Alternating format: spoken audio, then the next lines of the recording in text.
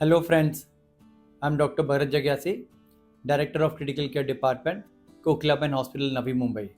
तो आज हम बात करेंगे वायरल फीवर में क्या करना चाहिए।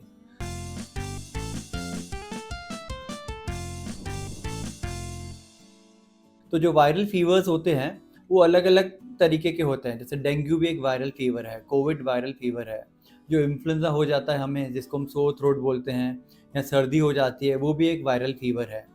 तो वायरल फीवर में बहुत से लोगों की आदत है एंटीबायोटिक्स लेने की। एंटीबायोटिक्स जो है वो बैक्टीरियल फीवर के लिए रहती हैं। तो बैक्टीरिया, वायरस, पैरासाइट, ये 3 अलग टाइप के ऑर्गेनिजम्स रहते हैं, तीनों का अलग अलग ट्रीटमेंट रहता है।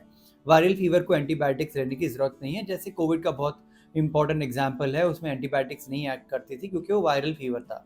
Same is true with the dinghy. अगर डेंगी होगा, वो भी एक वायरल फीवर है, उसमें भी एंटीबायोटिक्स लेने की ज़रूरत नहीं है।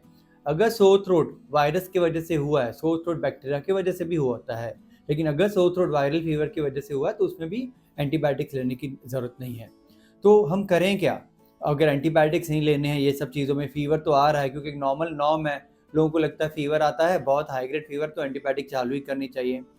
तो वायरल फीवर की एक इंपॉर्टेंट मैकेनिज्म है, वो अपना ड्यू कोर्स लेते ही हैं। बॉडी अंदर से एक एंटीबायोटिक सिस्टम, एंटीबॉडी सिस्टम बनाती है जो वायरस से फाइट करता है और वो सेटल हो जाता है।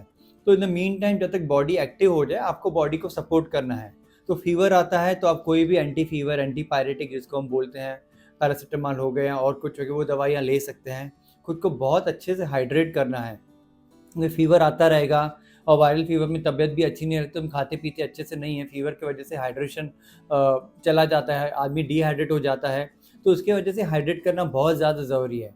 वायरल फीवर एक बहुत इंपॉर्टेंट कंप्लेन रहती है या कॉमन कंप्लेन रहती है, माइल्डिया, जिसको हम बोलते हैं पूरे बॉडी में दुखता है, अकड़ापन आ जाता है। उसका रीज़न भी, one of the common reason, ये डिहाइड्रेशन है और इलेक्ट्रोलाइट इम्बैलेंस हो जाता है। तो आप अगर अच्छे से पानी पिएंगे, खुद को हाइड्रेटेड रखेंगे, इलेक्ट्रोलाइट्स आप सप्लीमेंट करेंगे, तो वो अकड़पन जो रहता है, माइल्डिया जो रहता है, जो मसल्स दुखते रहते हैं, वो नहीं होगा। सो थ्रोट है तो आप लूकवार्म वाटर ले सकते हैं। ज़्यादा से ज़्यादा रेस्ट कीजिए। अगर आप खा नहीं सकते तो खुद को फोर्स मत कीजिए। आप खुद को फोर्स करेंगे तो पेट अच्छा नहीं है या तबीयत अच्छी नहीं है तो आप वॉमिट कर दोगे, वो डिहाइड्रेशन को ऐड करेगा। तो आराम से रिलैक्स कीजिए, खुद को फोर्स मत कीजिए, रेस्ट कीजिए। आप हैवी काम करने जाओगे तो मसल ऑलरेडी वीक है, वो क्रैम्प्स आने लगेंगे। तो यूजुअली वायरल फीवर का नॉर्म है, आपको सिम्टोमेटिकली ट्रीट करना है। सिम्टोमेटिकली मतलब आपको उल्टी जैसे लगता है तो आप उल्टी की दवाई लीजिए, आपको फीवर आता है तो आप फीवर की दवाई लीजिए, एंटीबायोटिक की ज़रूरत नहीं है। खुद को बहुत अच्छे से हाइड्रेटेड रखिए। अगर खा पाते हैं तो एडिक्वेटली खाइए और बॉडी को रेस्ट दीजिए। जितना आप रेस्ट करेंगे, सोएंगे, उतना जल्दी रिकवर होंगे। Thank you very much.